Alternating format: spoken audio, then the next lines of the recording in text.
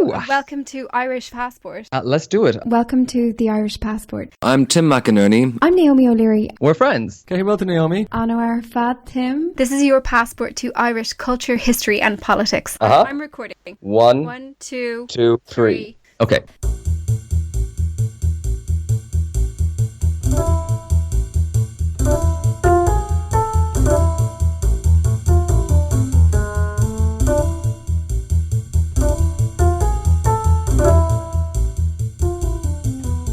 Hello everyone and welcome back to the Irish Passport podcast. Hi listeners. So Tim, in this episode we are going to be looking at a pretty important subject when it comes to this podcast, and that is the history of Gaelic Ireland.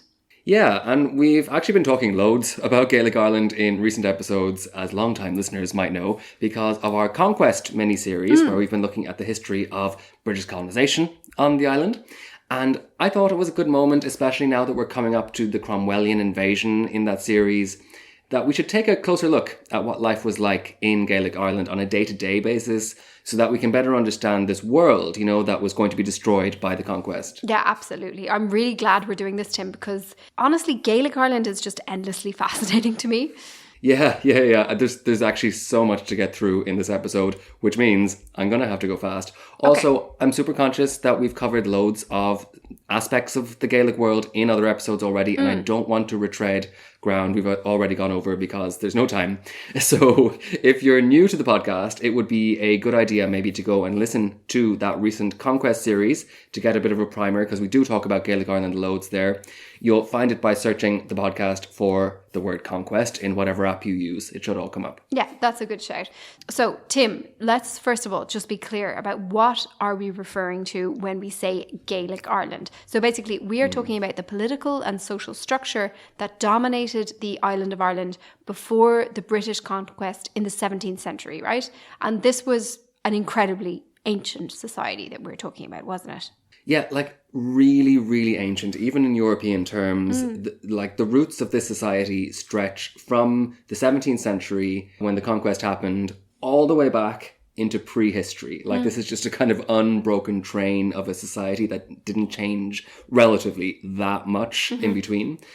And that reflects the fact that right up until the British conquest, Ireland had experienced relatively few major invasions or population shifts. Now, emphasis on the word relative here. There was, of course, invasion and there was large-scale settlement. We have, of course, the Vikings in the 9th century and we have the Normans in the 11th century. But the thing was, the prevailing trend was for incoming settlers to Ireland to integrate with this dominant Gaelic social structure. So the Gaelic world continues despite these invasions. I see. And I suppose that must also reflect Ireland's geographic isolation. So, unlike the neighbouring island of Britain, there's no quick sea crossing route to the European mainland from Ireland. So anyone who ended up going there was going to have to cross the open Atlantic. Yeah, so Ireland's geography is probably the single biggest factor in how this society developed.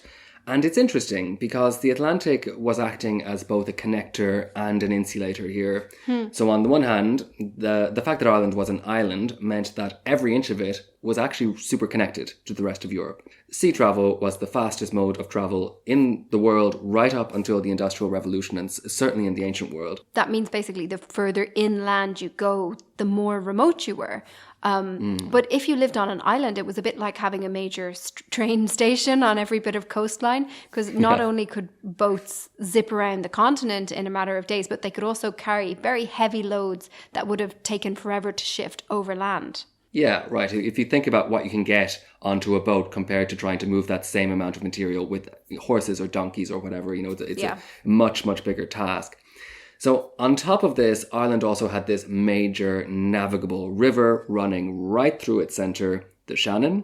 So since ancient times, no one living on the island of Ireland, even at the furthest point from the sea, was ever really more than a few kilometres from an international trade and transport network. This is largely why I think Ireland became a major repository of Celtic culture and art in the ancient worlds. The artifacts that we have from the Bronze Age and the Iron Age show influences from all over Celtic Europe. And of course, Ireland would become one of the last outposts of that culture left in Europe. Yes, right. And here we see the influence of the sea as an insulator.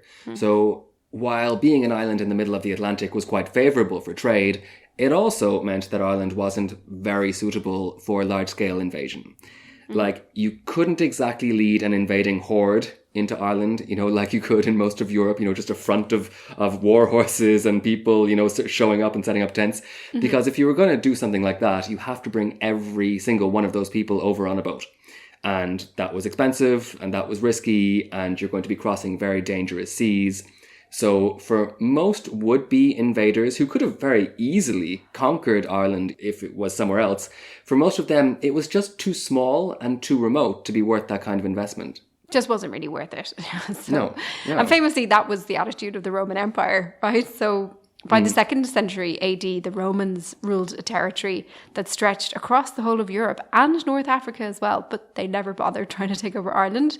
It was just too remote and too small for an invasion to make economic sense, and probably not that attractive. I think they used to call it Hibernia, like the land of winter. Yes, exactly, yeah. Remembering that these are Italians we're talking about. Like, if you ever see an Italian tourist in Ireland, you can see that they're shivering at every moment and wrapped up. It's not their native environment, no. No, it's true. It was just that little bit far north as well, which also helped it, kind of stay away from that. So the fact that Ireland remained completely outside the Roman Empire had two pretty momentous consequences. The first one was that this ancient Celtic culture, which mostly disappeared in the rest of Europe through assimilation into the Roman world, that continued to thrive in Ireland right into the late Middle Ages, the early modern world. And of course, that Celtic culture would have once been everywhere from Switzerland to northern France, I think. But yeah, it had ebbed away, I suppose, just to be on this island. What happens then is that while Rome, the Romans, swallow up pretty much everything in Western Europe, this ancient Celtic culture is left to its own devices in Ireland. Now, the second consequence is that after avoiding invasion by the Roman Empire, Ireland also escaped the fallout when that empire collapsed, right? Of course, right. So famously, listeners, when the Western Roman Empire fell in the 5th century AD, its territories were overrun with invading peoples from the hinterlands. So Germanic tribes like the Franks poured into Roman France, for example, and the Angles and the Saxons poured into Roman Britain. But these hordes didn't make it to Ireland. Yeah, these invading peoples were out to despoil the riches of Rome and the Roman Empire, but there were no riches of Rome really in Ireland, so it wasn't really on the list. And also a lot of them probably had the exact same perspective as the Romans had on conquering Ireland. It wasn't worth the expense it would take to conquer a fairly small island. It wasn't the only place like this, though. There were some other pockets of Celtic culture that survived on the western extremities of Europe, like in northern Scotland and in Brittany in France. But Ireland was different.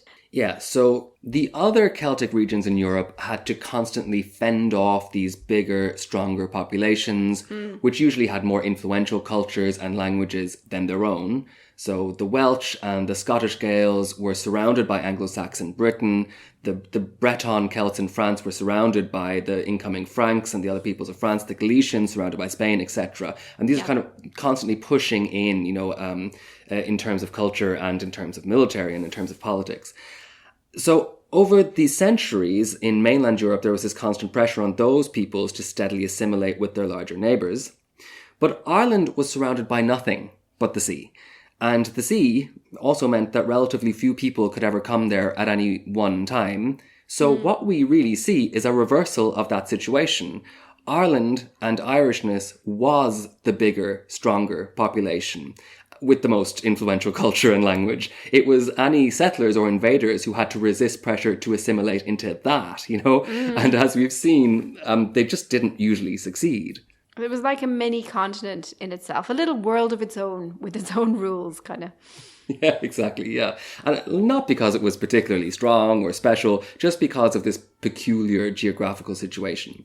And remember, all this time, the island was incredibly well connected still, in terms of trade and travel. So at the same time, you have this unique Celtic society, but it's also an integral part of European exchange and trade, not just in terms of goods, but in terms of ideas and art and technology. That was all flowing back and forth to Ireland at the same time. course. So all of this ensured the survival of the Irish language, which of course is one of the oldest languages in Europe. It belongs to a branch of Celtic languages called Gaelic, which also includes Scottish Gaelic and Manx Gaelic. So is this, Tim, why we talk about this pre-conquest period as Gaelic Ireland? To a certain extent, yeah. So the Irish didn't necessarily call themselves Gaelic during this time, or during all of this time anyway. But the word Gaelga in Irish was already used by the early Middle Ages. And according to a prominent Irish origin myth, the language was invented by an ancient Egyptian called Gael Glas, which means Gael the Green, who brought it to Spain, and then whose descendants brought it from Spain to Ireland. I remember this from our Conquest series, actually. So for a long time, the Gaelic Irish believed they had Spanish ancestors, right? Yeah, this was super established as a belief. So one version of it was written down in a book from the 11th century called the Laur Gavala Éireann, which translates to the Book of Invasions. But the stories themselves in that book seem to have existed way, way, way longer than that, before it was written down. So the Irish believed, in a nutshell, that the island had originally been inhabited by this supernatural race of people called the Tuatha De Danann. And then the Gaels, these descendants of Gael Glas, the Egyptian, they sailed across the sea from the Spanish city of Coruña, and they banished these Tuatha De Danann underground. To be honest, Tim, when something is that old, I feel like there has to be something to it. Yeah, you didn't get this from nowhere, right? The Spanish city of Coruña, that seems very specific, doesn't Super it? specific, yeah. So, right, I want to delve a little deeper into like the ins and outs of the actual society. I'm going to stick mainly to the Middle Ages and the early modern period here because that's the period that we know the most about. But we'll also look back a bit further when we can, and remembering that, you know, this is a kind of society that existed for a very long, long time. So, where do we start? Okay, so let's start with the basics. What did they wear? Where did they live? What did they eat? What did they smell like? Tim, what did they wear, actually? Naomi, mostly wool. Okay. They wore mostly wool. I think it must have been a very itchy time in Irish history. Now, we actually don't know that much about what people wore before the 12th century. There's just very little evidence. But we can say for certain that by the Middle Ages, wool was big. Okay, I guess it makes sense. Like, people in Ireland still wear quite a lot of wool. It's a cold and windy place, and I guess there were sheep. Still are. Yeah, exactly. And wool clothing, not only is it warm, but it's fairly waterproof, you know? Yeah, So, it has that kind of slight greasiness to it. Repels exactly, water. yeah, water kind of drips off it, right? The rain drips off it. And it doesn't soak up moisture, you know, like you can dry it very quickly. So it's very good for damp conditions. So the basic outfit for an Irish Gael seems to have been unisex. Both men and women wore more or less the same thing. There may have been some differences, but it wasn't massive, at least up until the 15th century. So it consisted first of a long tunic called a lena, and the word lena still means shirt in the modern Irish language. And these lena, they were a little bit like those shirts that people wore in if you think about those BBC adaptations of Jane Austen, you know those shirts that the men wear on top of their riding breeches? The super long ones. Yeah, they're long. Yeah, exactly. They're a bit like that. They come down to the knees. Yeah. And but these ones have big, wide sleeves. We looked at this a bit in the Conquest Oh, series. yes, of course. The famous wide sleeves. Great sleeves, yeah. They hung all the way down past the waist. Sometimes they may have touched the ground, these sleeves. So they were a fashion statement. They weren't practical, those sleeves. Okay. And then you could just wear that on your own. So you could wear it as a kind of dress, I suppose, and belt it or something. But you could also wear trousers. So wool trousers were also very common. There's some really gorgeous woolen trousers on display in the National Museum of Ireland. They're kind of a yellowy mustard colour with a checkered pattern, and they're like kind of like straight and form-fitting. I'd say they keep you very warm. This is one of the things I love about clothing of the past. We always imagine people were just wearing like grey and brown, but actually they were wearing like yellow and red and stuff, you know? And these are like 100% pure wool leggings. That's some gear. Yeah, exactly. Yeah, we always underestimate this. And I think that comes a lot from film representations, right?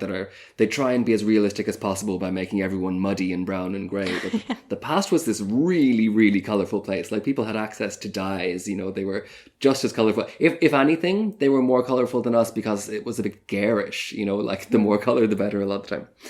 Anyway, so you have your trousers, you have your lena, your shirt, and on top of that you can wear an inner, which is a fitted jacket made of this wool. is giving once again. like 2012, like indie kid, like fitted jeans, loose shirt, and like a small jacket, you know.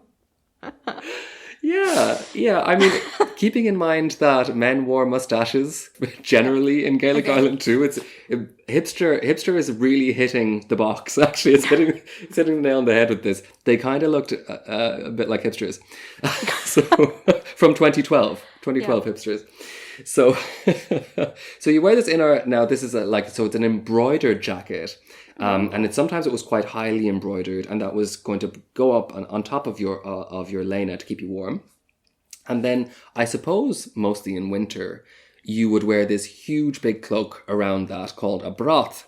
And this is what we've seen referred to in previous episodes as a mantle. That's what the English called it, a mantle. I actually saw two different ones of these in real life recently, Naomi. I was in Belfast recently. I saw one in the Ulster Museum. And I saw another one in the Archaeological Museum in Dublin, and they're so cool. They're huge. It's a bit like carrying a duvet with you. Right. It's like they're made of wool. It's one single piece of material that's been cut into a circle. So if you laid it out on the ground, it would actually make a perfect circle. About, I suppose, 1.5 meters in diameter, I don't know. And then down one part of the circle, there's a slit, and they've cut a little hole in the middle of the circle for your head. And then the idea is that you drape it around you, and because it's a circle, it never hits the ground, right, on any side of you. So it hovers just above the ground around your feet. And then you fasten together the two parts of the circle with a brooch. So the brooch was this piece of statement jewellery in Gaelic Ireland. We have loads and loads of brooches that have been found. They're really, really beautiful, and they're very huge ornate. sometimes. The metal work on these things is crazy. Like you have to you need a microscope to even see it, and you ask yourself, how on earth did they do something like that? Like what tools did they have? It's a mystery. Yeah, it is crazy. If you see these in museums in Ireland, they have magnifying glasses up so that you can actually see the metalwork, the intricate metalwork. So you can appreciate how detailed and intricate it is, yeah. Absolutely incredible stuff. So these things are beautiful. So they hold your mantle together. They also have really comfy hats, woolen hats. Everything is made out of wool here. So I'll put some pictures up on Patreon. I took 1 or 2 pictures in those museums. I wasn't thinking about this episode at the time, so they're not great, but I'll put them up. A quick shout out here, actually, before I forget, to one of our patrons, Mary, who wanted us to talk a bit about historical fashion in Ireland. So I thought she might like this part. But we'll talk more about historical fashions on Patreon eventually soon. Mary, don't worry. We are on the case. Yeah. Okay, so we're all dressed up in our incredibly warm woolens. I could kind of do with a bra myself, to be honest. Yeah. It's a bit cold. Wouldn't mind one of them. So where do we call home when we're in Gaelic Ireland? Okay, so we talked also in our Conquest series about how the Irish didn't typically live in towns or villages. Now, there were urban settlements, especially in the form of Viking towns. There was a handful of those anyway. And then you also had monastic settlements, quite a few monastic settlements. And then later on in the Gaelic period, we also have Anglo-Norman cities that are existing as little islands of Norman culture in the middle of the Gaelic world. Yeah. Some of those Norman cities completely assimilated. So I think, now I'm trying to remember, I think it's Sligo town got completely assimilated into the Gaelic world. So all the Normans were gone, but they were living in a Norman city, in Gaelic culture. Now, a lot more typical settlement style is the Rá. The Rá is a circular enclosure. It functions as a kind of farmstead. So depending on the size of it, you might have a few residential buildings in there, and then livestock could be housed in there overnight to protect them from theft and also to protect them from wolves, because this place would have been very wooded at the time, full of wolves, full of dangerous animals out there. Okay, and what kind of buildings are we talking about in those rats? Yeah, so inside the Rath then, a typical residential building for an ordinary farmer, say, would have been a one-roomed house built of timber and built around a hearth. The walls would have been not just timber, but timber supports with earth fillings and wood and stones as a kind of rubble to make them nice and thick and warm. So it's kind of packed in there with earth and stuff, yeah. Very similar as how you'd kind of put insulation between two layers of bricks today. Okay. They all would have had thatched roofs. And there's evidence that the elite may have lived in really huge palaces. We know very little about this, but some excavations at royal sites, such as Navan Fort, they found what are possibly huge monumental structures, usually circular in shape. Okay. But we don't know what they were because they were all made of timber, so it's all gone. So we only have the traces of like how big they were, basically. We can only guess, really. Interesting. We can only guess. Yeah. Well, you never know what we'll find in the future, but it's possible, even probable, that many people didn't live in a Ra at all. Just your regular Joe might have just lived outside in the open, outside a Ra. So maybe the Ras, we think, might have been for more well-to-do farmers. Some evidence that we do have is in areas where wood was scarce, because that's when people started building with stone, right? They just used the materials around them. So places like the Aran Islands, places like down in Kerry, in Donegal as well, you see a lot of Ras that are made of stones instead of banks of earth, which would have had timber walls. So these Ras were often called cashels. Now, that word came from Latin. It came from Castilium. So it was just kind of the Gaelic version of a castle. And they were obviously relating the idea of stones to the stone castles of the Latin world. And you also have these gorgeous little houses made of stones. They're often called beehive houses because sometimes they're shaped like a beehive. And these are one-room stone buildings that are found inside Ras sometimes. And they're absolutely amazing. They're just like perfect little architectural stone constructions. So you can imagine what the wooden versions would have looked like from them. They have a special technique of layering the stones so that without the need for like concrete or plaster or something, it all supports itself. So like each stone is layered on so precisely that the whole thing just sits perfectly together. They're so cool. Yeah. Personally, I have to say one of my favourite dwelling types is the crannog, which is like a rath, except it's a rath which is built out as an artificial island, like in a lake. It's for additional protection. So it's kind of like it's got a massive moat around it. So they just find a lake and build a rath out in the middle of it. It's a really ancient tradition, and there are crannogs in Ireland dating back to the Neolithic period. And the Gaelic Irish were still building them and living in them right up until the British conquest, amazingly. So the way you make this is you amass a huge foundation of stones and you put timber stakes into the bed of the lake and you fill that with earth and rubble to create like an artificial island, basically. And sometimes, amazingly, there was a secret causeway from the shore to the crannog that people could walk over just a few centimetres under the waterline, and only the people that lived there would know where it was. So it was like very well defended. It's really cool. Yeah, you gotta love a good crannog, Naomi. We're pretty sure the word crannog, there's something to do with trees in there. It is the word cron comes from trees, but nobody knows why exactly, what was the link with the tree. And it might be that they had little kind of crow's nests posts on them so that you could sit up and watch the surrounding countryside from the middle of your crannog. Very good. That'd be really cool. Yeah. Okay. Now, in terms of economy, the vast majority of people in Gaelic Ireland were farmers. They mixed crop cultivation with livestock farming, but livestock had a much more important function in the society, way more important than just agriculture, because animals, and especially cattle, were effectively used as a form of currency in Gaelic Ireland. And this continued right into the medieval age. Even after people started using coins in Ireland, they just kept using cattle as a kind of form of currency. Right. And there's evidence of this everywhere, especially, of course, in Gaelic mythology. Yeah. Yeah, like you get a kind of sense of this if you just know a few of those stories because they're so like cow focused. Gaelic mythology is also full of sacred or magical cows. Like in the epic known as the Tun, a whole war is fought over a sacred bull. Now, in real life, people amassed wealth in Gaelic Ireland by amassing huge herds of cattle, and you would sometimes have to protect those herds with military force. Yeah, so I suppose it makes sense in terms of a currency that, you know, you're not just exchanging them for a slice of bread or something. Like a cow is just a stocks and shares, I suppose, in the bank. Like, you know, one single cow is just worth a lot of money. Yeah. So they were used to make big payments. And there were a lot of payments Dowries. Things like that, exactly, Yeah. like dowries. And there was a lot of stuff like that in Gaelic Ireland because of the very intense legal system, which we're going to get to in a moment. The legal system was very based around fines. So cows were used to pay these fines. So if you get fined in one of the Gaelic courts, you would use cows to pay compensation. Okay. And dowries, like you say, they were used to pay employees. If your local clan had a doctor or a poet that was in the employ of the clan chief, then they would be paid by giving them a little part of your herd of cows to use themselves. Now, they were really, they were the thing that made the Gaelic world turn, and people took them really seriously. Right. And of course, the kind of agriculture we're talking about here is you have to visualize it differently from the cattle farming that you would know today. These people, they moved to different pastures in different times of the year. So it meant that this predominance of cattle farming meant that people in Gaelic Ireland moved around all the time.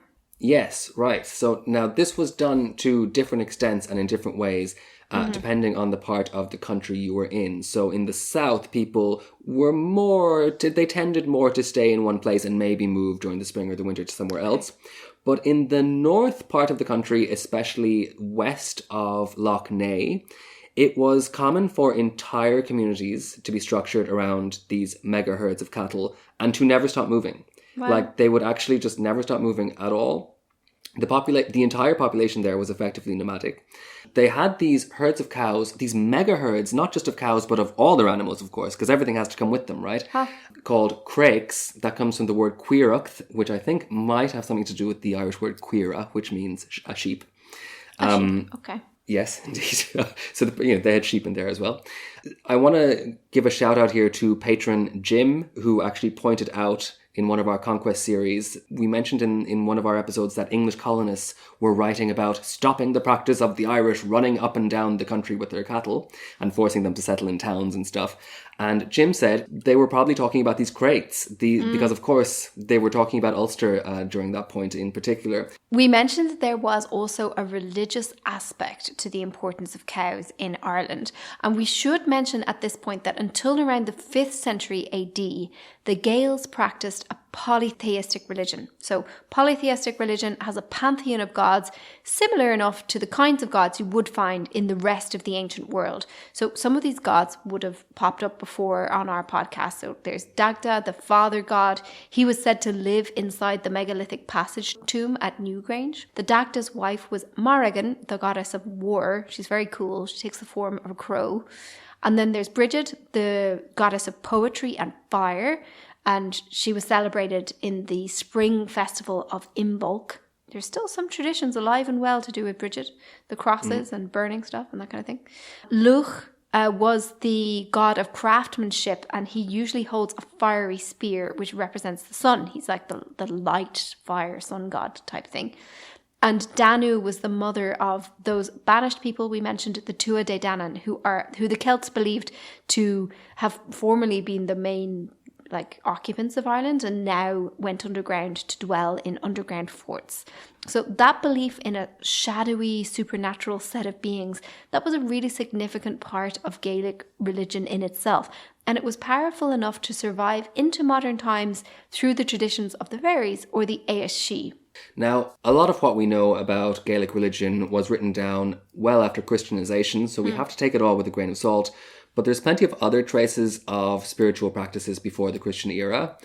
The Irish countryside is covered in monumental ritual sites, these great mounds or enclosures or sometimes processional walkways, which were built at various stages over the last few thousand years.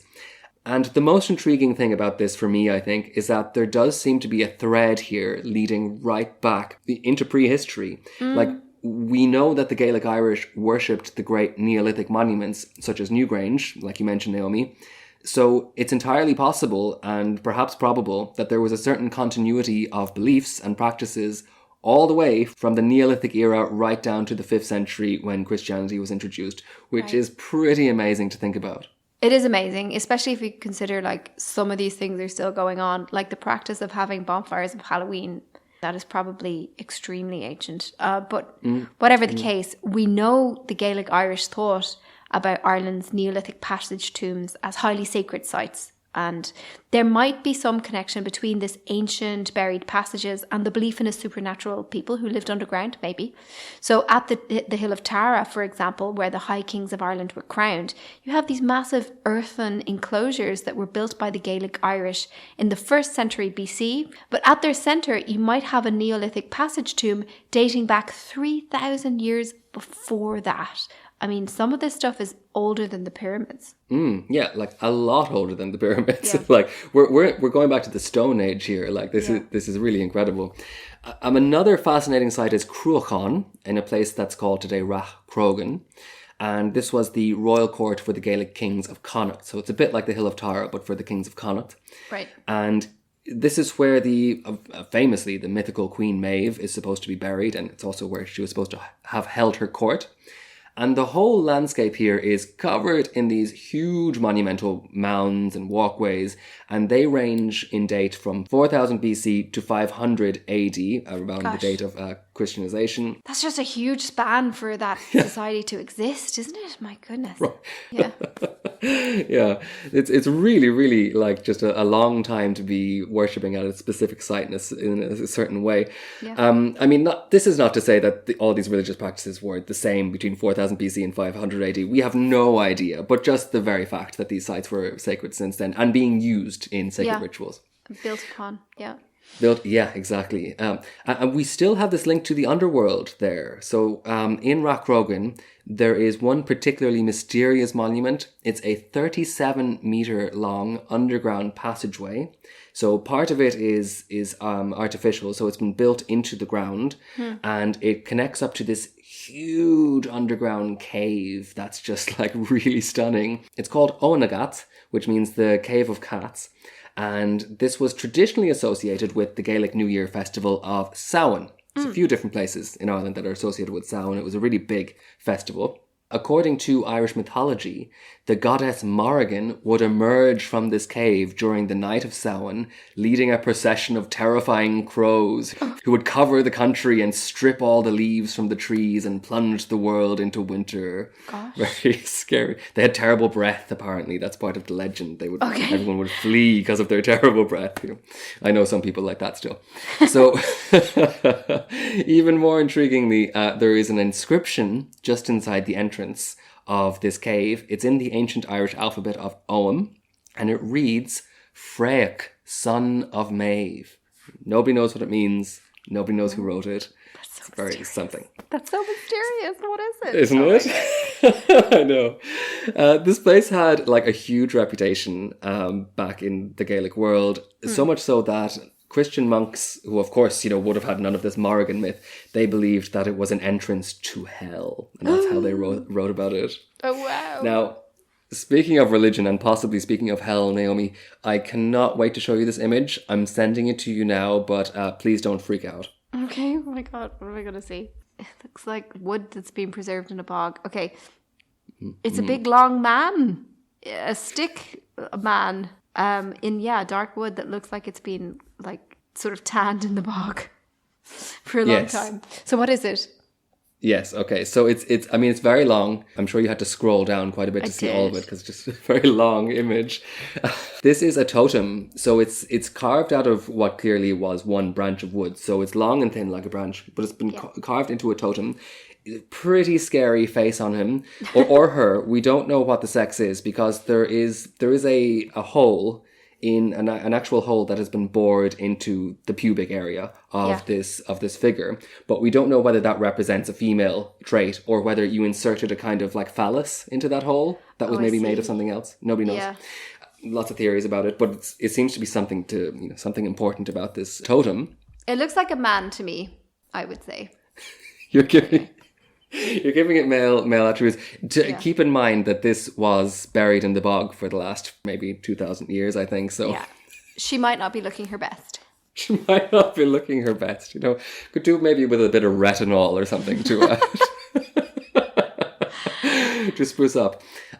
It was found in the 1930s, and it's 3,000 years old. It's known as the Raglan Idol. Very good. Now, like I said, nobody knows really what it is, But we do have a few clues. This is not the only totem like this. There are loads of these strange totems that look a bit like this that have been discovered in Ireland. And they're almost always found in bogs. And it seems that they were put in the bog deliberately. They're not there by chance. They were probably standing up in the bog at some point and they slowly sank. Oh, I see. Now, eventually, archaeologists at the National Museum of Ireland made a map of where these little totems were found. And when they put all the finds together, they realized something pretty incredible, which is that they corresponded almost perfectly with the ancient boundaries of Gaelic Ireland. Oh my God. So do they think they might have been like boundary posts? It's a good guess, yeah. Maybe a protective god watching over the borders of the different territories, or maybe a warning not to come in or something. Like, nobody knows. But we know that they correspond with these boundaries. It's really amazing. Fascinating. Yeah. So this whole pre-Christian religion, when did it actually disappear? Do we know? Yeah, so Ireland actually adopted Christianity really quite early for Northern Europe and very early for a place outside the Roman Empire. It happened over the course of about 200 years between the 5th and the 6th centuries. And by the 7th century, basically, the island is predominantly Christian. Now, of course, a lot of the pre-Christian practices were incorporated into the Christian traditions there. Remember, this is an island out in the middle of nowhere. Nobody is monitoring, how this is evolving. So Ireland is full. This is why Ireland is full of holy wells and holy mountains and holy trees and all kinds of funny little quirks that you just don't find elsewhere, that are traditions adapted from early polytheistic worship. Wow. So, of course, Ireland's early adoption of Christianity helped it to become one of Europe's major centres for Christian learning with all its monasteries. And after the collapse of Rome, the island became this kind of outpost, like a flagship of Christianity. It had these huge monastic settlements established all across the island. And that was a kind of a golden age in Ireland. There were these magnificent monastic cities like Clonmacnoise and Glendalough that attracted pilgrims and scholars from all over Europe. And we have some beautiful Gaelic silverwork and goldwork from that period in the form of ecclesiastical objects like chalices and crosses and so on. And they incorporated the art styles of pre-Christian Ireland with devotional iconography. Yeah, so like all that silver work that you were just talking about earlier, Naomi, from the pre-Christian world, that all gets adapted into these beautiful metal objects that were used by these monks in these monastic cities. I'll see if I can put some images up on Patreon, actually, because some of it is just really breathtaking. So it's during this period when Irish monasteries were at their peak that we see this amazing phenomenon of Irish monks travelling to Europe. Remember, this little island escaped the fall of the Roman Empire. We have Christianity thriving here when it's not thriving necessarily in a lot of Europe at this point. And these monks were off on a mission to re-Christianize the continent. Yeah, I think this is where you get these sayings about, how the Irish saved civilization, this kind of thing, because you had this unbroken monastic tradition where they were keeping up their Latin, and all the texts that were in Latin, so loads of classics and stuff, they were preserved during the centuries in Ireland at times where elsewhere in Europe things were being lost and falling into the darkness, the dark ages. Once again, this highlights Ireland's dual position, right? It was a place that was both relatively safe from invasion and also highly connected by sea to the rest of Europe. So we see Irish monks making these incredible journeys across the continent, right down into Spain, Germany, Italy, and so on. And they're founding whole new monastic centres, which became the basis for the revival of Christianity across Europe. And in the meantime, the monasteries in Ireland acted as safe houses, as we were saying, for sacred texts, which were then copied and recopied in beautiful detail by Irish monks in manuscripts like, for example, the famous Book of Kells. Now, we've said over and over again that Ireland was relatively safe from invasion, so I'd like to remind everyone that it did get invaded, and there were some big invasions before the British conquest. Perhaps the most significant of these were the major Viking attacks that happened for ages. They happened for hundreds of years between about the 9th and the 10th centuries. These raids, that's why you get these massive tall towers in places like Glendalough, because they would hide all those treasures up at the top of a massive tower and pull the ladder up after them. Vikings, of course, were attracted to Ireland precisely because of the growing wealth and power of these monastic centres. And often these monasteries were their number one target.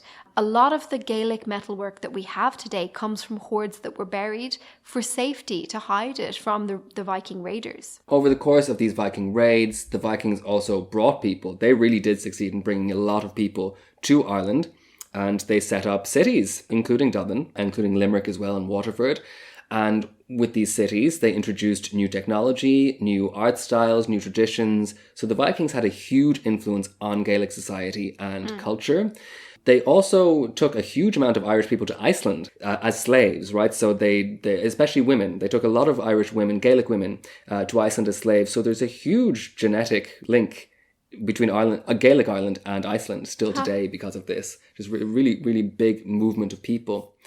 Now, eventually, like we said, these Viking settlements assimilated, right? So a lot of these Viking settlements would have been presided over by Viking elites, but a lot of the people who lived in Viking Dublin, for instance, were probably Gaelic people from around who came in eventually and started living there and kind of got ruled over by Viking elites. So little by little, once again, even though you have this huge influx of people, the dominant culture on the island was still this Gaelic culture, and that assimilates the Viking culture into it, and all of this Viking know-how gets assimilated into the framework of Gaelic Ireland. Maybe we should take a look at the political structure that was in place then.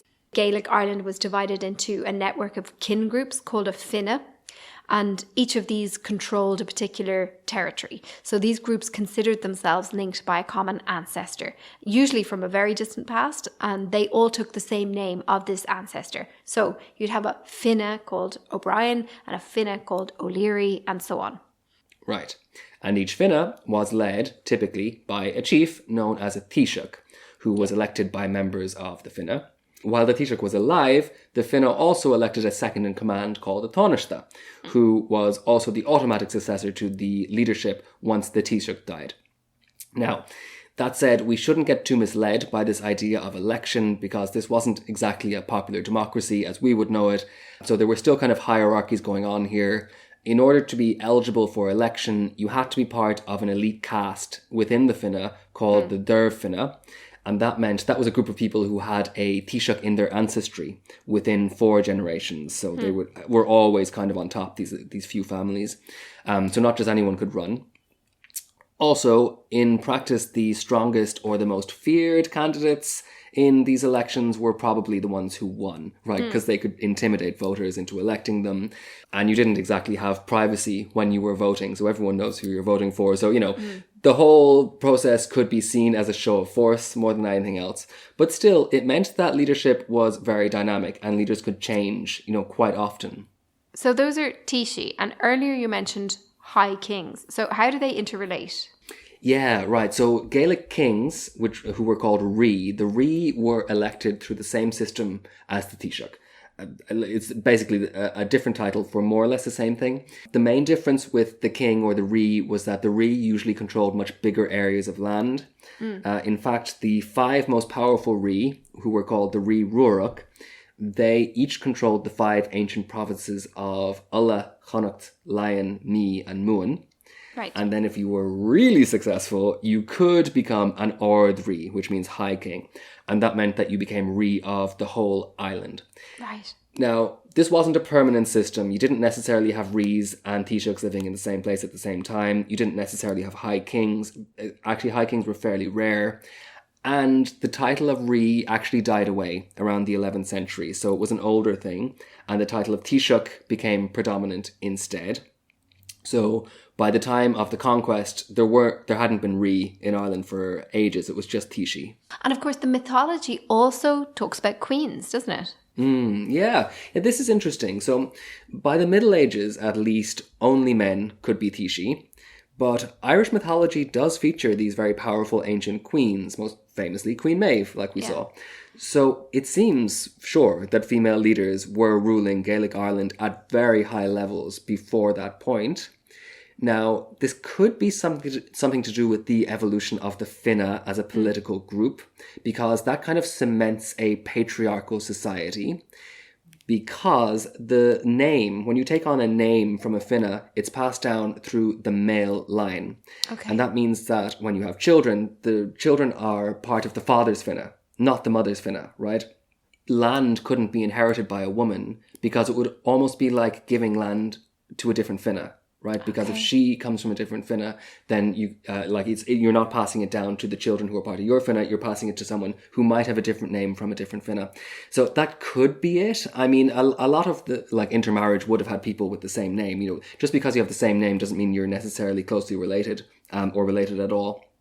But that could be a reason. But yeah.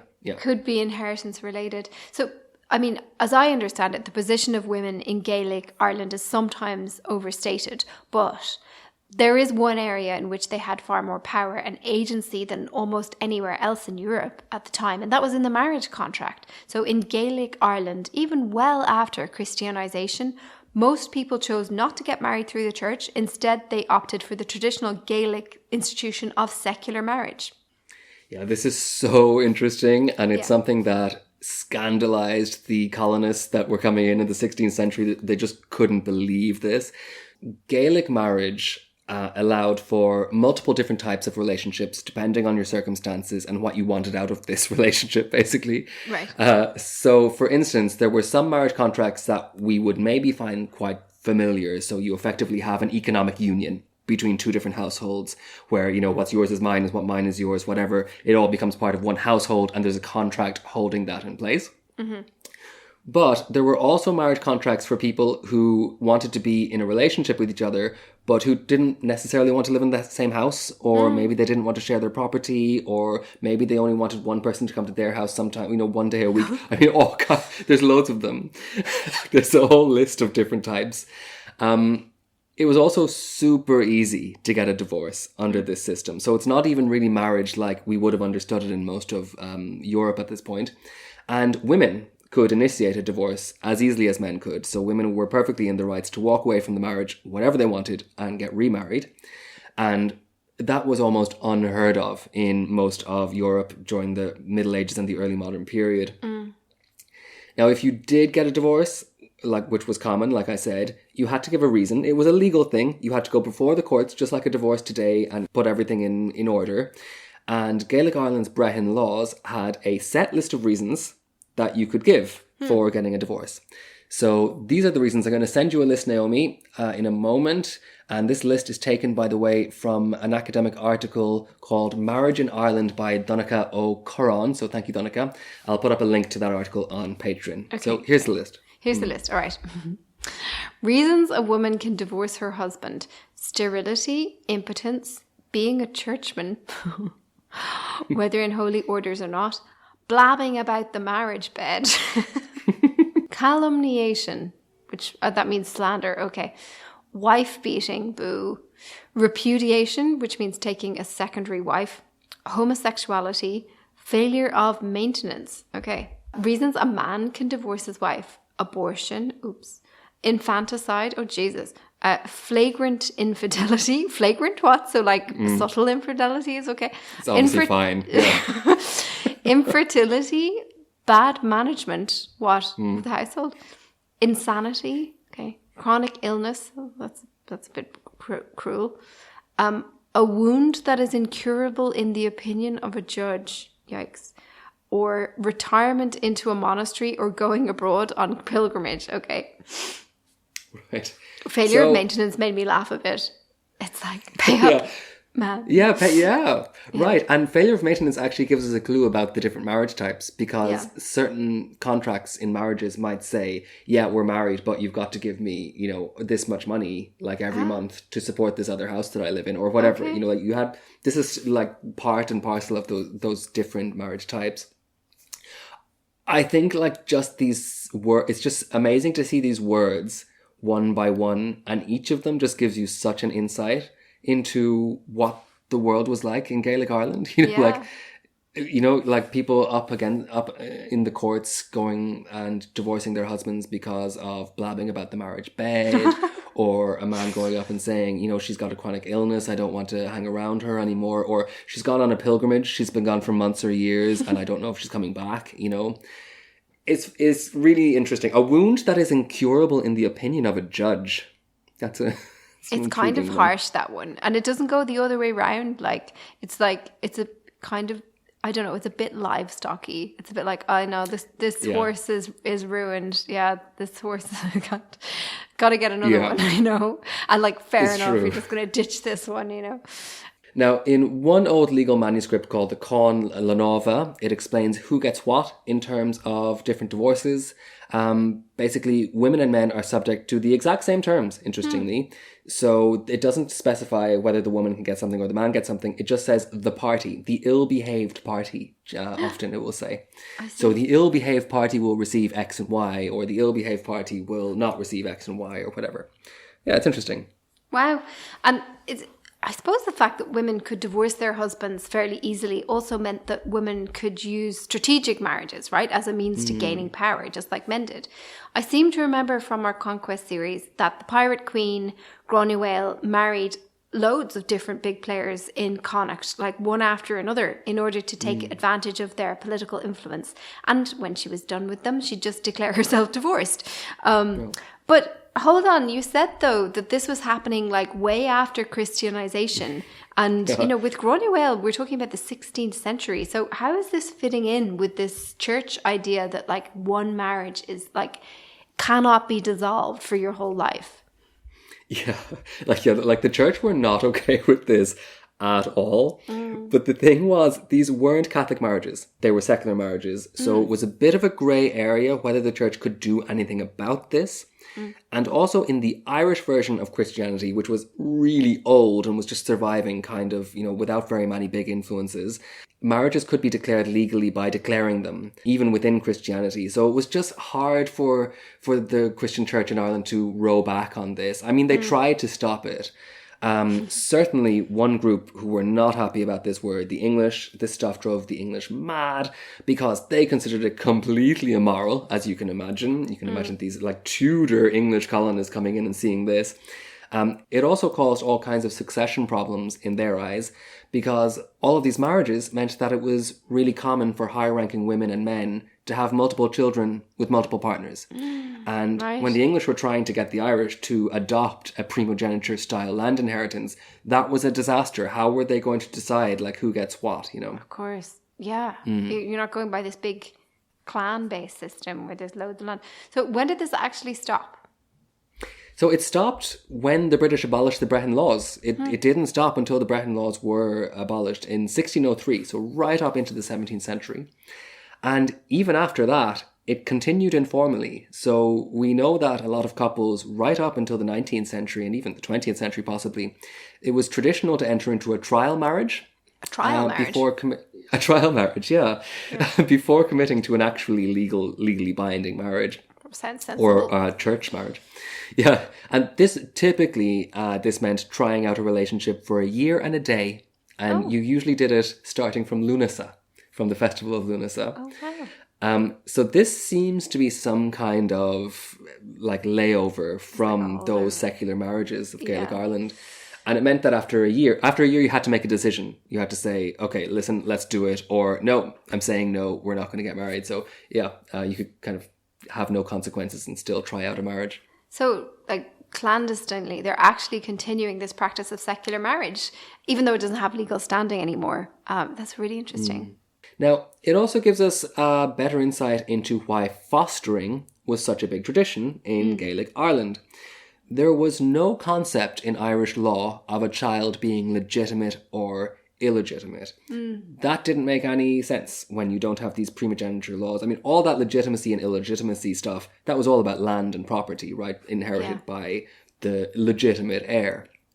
But when you see how dynamic these marriage practices were, and when you think that this is not exactly how land was passed on, it doesn't make sense. Right. Also, women had really immense legal power in declaring who the father of their children was. Okay. So if somebody said you were the father of their child, that was it. That's the end of the story. That was automatically law. And once that declaration has been made, you don't get to say, no, hold on, I was on a pilgrimage last year. I don't know. I've never met this woman before. you don't get to say anything like that. If she says it, it's true. It legally.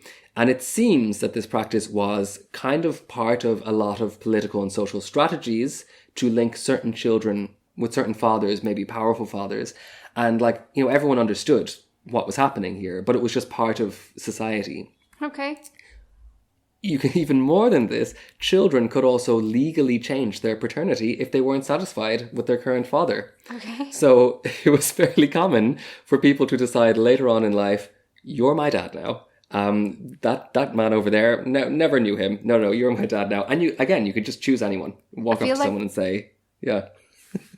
You're okay, you're it. I feel like we're getting a glimpse of a completely different understanding of family here. Yeah, exactly. You can see, like, really here, this is a lot to do really with actual relationships rather than blood links. You know, the important part of being someone's son or daughter was the legal fact. It wasn't the fact that you had a certain amount of their genes or what have you. It was effectively a contract, a bit like a marriage contract, where both parties are agreeing to this. Of course, in Gaelic Ireland, the practice of fostering other people's children was really, really important as like a social ritual. And this is also an act of diplomacy. It's a bit like how in feudal Europe, marriage became a way to forge bonds between different dynasties. Fosterage in Ireland performed the same function. So by taking in somebody's child and giving them a good upbringing, you would create alliances with that child's family. And also that child's family had an interest in your well-being for the sake of their child. It seems to have been highly effective. We know that the Anglo-Normans adopted the practice of fostering really quickly. They obviously thought it was very effective. So you have these old English nobles in Ireland that were still fostering by the time of the New English conquest. Even church figures could foster. So these people in these monastic cities could foster children from the local Finna to create alliances between certain monasteries and powerful dynasties. It's really interesting. Wow. So how exactly did these churches and these monastic cities fit in with the political framework of Gaelic Ireland? Yes, good question. So these monasteries and these monastic centres, they mainly existed through patronage by the local Finna. And there was a whole legal caste in Gaelic society that did the land agency between the local Finna and the monasteries. So renting the monastery's land, selling the monastery's land, making sure they paid their tributes, and also collecting the money and the tithes that the monasteries wanted from the local Christians or whatever, basically managing the monastic estates. And those people, that caste of people, Naomi, they were called the Arkany. Does that sound familiar? Oh my goodness, it's your ancestor because you're Tim Mac on Arkany. You're son of the Arkany. It's you. It's me. It is me, yes, indeed. This caste is hereditary, so it got passed down in the name of Mac an Arkany, or son of the Arkany, and it was anglicised after the British conquest to Mac an Ernie. So, weird as it may sound, that means that I have a direct ancestor who used to go around managing a monastery for a local Taoiseach. That's really interesting. Also, I feel like the English translation of Mac an Ernie that I had been told way undersells that role. Like, I think it was translated as something like son of the keeper of church grounds. So it makes you seem like it's a completely different thing, right? Yes, I'm the one who said that to you, Naomi, because I think we talked about this like literally years ago when we talked about our names for some reasons.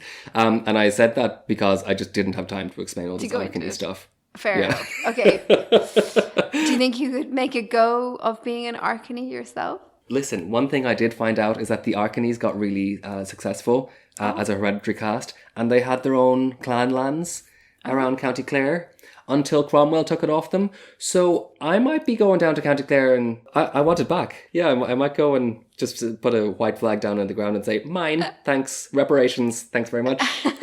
I'll have this. So they didn't have it so bad, the Arkany. No, they did well. They were doing well. Yeah, they were kind of, pencil pushing civil servants. The whole like I am today. Now, apart from the Arkany, who were obviously the best caste in Gaelic Ireland, there were all of these other secular castes in Gaelic society who enjoyed legal status under the Brehon laws. So there was a caste of physicians called the Líana, who practiced like really modern medicine throughout this time. So they would have been practicing Hippocratic medicine that you would have found in mainland Europe. The same kind of stuff that you found in medieval France. I'm going to show you another image. This is a physician's cup. Ooh. which dates back to 1590. So just around the time that A. O'Neill was leading his Gaelic army against the Conquest. Here it is now. Oh, wow. Okay, so it's like a wooden cup, really interesting square top, kind of square rim, and it's got handles, and it looks like it's got sort of, it's got like signs on it, writing. Is that magic stuff or special blessings or something? I will tell you exactly what it is. The cup itself isn't originally a physician's cup. This was a cup that was used at feasts, and you can see that it's got 4 sides. It's square in shape, and it's got 4 sides and 4 handles. So you can pass it around between people at a big feast and all drink out of it together. And you can see it even has nice little, like the lips of it are nicely formed for drinking. It seems like it would be quite nice to drink out of that. Anyway, this one has been adapted by one of these physicians. And those symbols that you see carved into it are astrological symbols. And we know from these symbols that the cup was meant to diagnose illnesses. That gives me a sense of foreboding. Yeah, I can see what you mean now. There's like a moon on it and stuff. Okay. Yeah. Yes, Yeah, that exactly. seems like a surefire way to know what's wrong with somebody. Oh, yes. Yeah, exactly. Well, it's probably better than Googling it, honestly. But we actually have the name of the physician written on it. I don't know if you can see on the right-hand side. It says Dermot Tully. That's the name of the physician who I see owns this it. cup. I can read it. It says Dermot. What the hell? Isn't that cool? Yeah. And it says 1590. Oh, wow. Yeah. It's really beautiful. Yeah. Like the Arcanes, the physicians were hereditary. We have names associated with this cast. So Hickey, the name Hickey, those anyone with the name Hickey out there is descended from one of these hereditary physicians. Icha in Irish means healer. So that's where that name comes from. And a really good one, Mac and Lay, that comes from Mac an Liach, which means son of the leech. Oh, lovely. Terrific. Right. It's kind of an unfortunate name, really, but I suppose they meant well. Yeah. Now, another legal caste were the professors. The professors were called the Olive. And within each finna, you had an olive for every discipline. So there was an olive for medicine, an olive for poetry, an olive for music, an olive for law, etc. Okay. And these olives had their own schools, specific schoolhouses, school buildings, where they could teach other members of the finna about their expertise. And we have evidence that the olives travelled all over Europe, probably to study, but also probably because their wisdom was in high demand in other countries. So they were like going to deliver guest lectures and stuff. Yeah, more or less, yeah. Yeah. And all of these professions now, who was paying their like salaries or their upkeep or whatever? Were they sort of patronised by the Taoiseach or what? Yes, exactly. So they were a bit like public employees. Okay. The finna would give over lands and cattle to these different castes, and so that these people had an income. They were like supported by public funds, basically. And the most important of all of these castes that were, part of the finna social structure was the filla, or the filly in plural. Of course, yeah, the filly were the official caste of poets. So official poets, their function was way more important than the word poet encapsulates. They were considered like semi-sacred in Gaelic Ireland, and it was sometimes believed that their words alone had the power to like kill or injure people or raise people to greatness. And this meant that kings and Taoiseach, they actually lived in fear of the filly. And if one of the filla decided to satirize you in one of their verses, this was a disaster. Like, it was a major taboo. And it meant you lost credibility, standing and face in the community. And these beliefs were definitely still in vogue right up until the abolition of the Brehon laws and right beyond, because the filly continued to practice in secret after the British conquest for ages. During this conquest, in about 1495, a filla named Neil O'Higgin wrote a cursed verse about the colonial administrator who had just shown up, right? So you suddenly get this filla pointing a bony finger at him. This guy was called John Stanley. He was the Lord Lieutenant of Ireland at the time, and you can imagine he was a bit terrified to see this poet come and pronounce a terrifying verse on him. And then he dropped dead. Oh my God. John Stanley. Yeah, a few weeks later, John Stanley just dropped dead, and everyone in the colonial administration was like, hold on, taking a step back. So, they had a bit of clout. Filly could also be women, by the way. We do have evidence of this in a list made by one colonial administrator from 1584 that mentions a few female filly. They write down there was a Mary Ní Donahue, was a filla. And Mary Ní Clancy, who he notes as being a rhymer. So rhymer was the more common word for poet. It's a pretty cool word. There were also different ranks of filly, each of which corresponded with a different political rank of nobility, so to speak. So, for instance, there was a Taoiseach rank of filla, who was basically as powerful as a Taoiseach. It was like the poet Taoiseach, right? The Taoiseach in the poet world, right? Every province also had a chief filla or an Olaf filla who was in charge of all the filly in the region and who would have had way higher status than individual Taoiseach in that province. And they in turn were subject to the Olaf Éireann, who was the chief filla of the entire island and whose rank was the poetic equivalent of Ard Rí, so like High King. And you can see how these poets could be immensely politically powerful. Like it was extremely common that they might have a vision or make a prediction, and then an entire Finna would like go to war over it. And remember, we're dealing with a really complex legal system here, and that was held in place by a whole caste of its own, which were the jurists, the lawyers, the judges, who were called the brehv. And this is where we get the term Brehon laws. And once again, brehv, that was hereditary as well, with the most powerful jurist families being the McGeegan and the McClancys. As with teachers and poets, every territory had its own brehv, judge and jurist, who would ensure that everyone, including the Taoiseach, were abiding by the ancient laws of Gaelic society. These laws are really ancient. The oldest written version that we have dates from the 7th century. A lot of our written evidence dates from the 7th century because, remember, this is when you have all those monks in their golden age writing everything down. Right. But they're definitely older than that, possibly thousands of years older. Some of the laws are really interesting. I think we mentioned before, Naomi, the different legal grades of cat. Yeah. But like the main takeaway is that they're really extensive. They cover every aspect of life. The Brehon laws regulated things like inheritance, status, the rules of war, and they were observed by all of Ireland, by all the different Finna in Ireland. Wow. So they're a very unifying thing for the Gaelic world. Okay. And they also provided for things like compensation, like we said, in the case of like getting injured, or if you fall sick, you could ask for compensation for this. If somebody injures you, you could say, like, give me a cow, and that would be legally upheld. Okay. Interestingly, capital punishment was mostly forbidden in Gaelic Ireland under the Brehon laws. It was only allowed under these very extreme circumstances. So even in cases of murder, if you were convicted of murder, you would be made to pay a fine. Everything was kind of built around fines.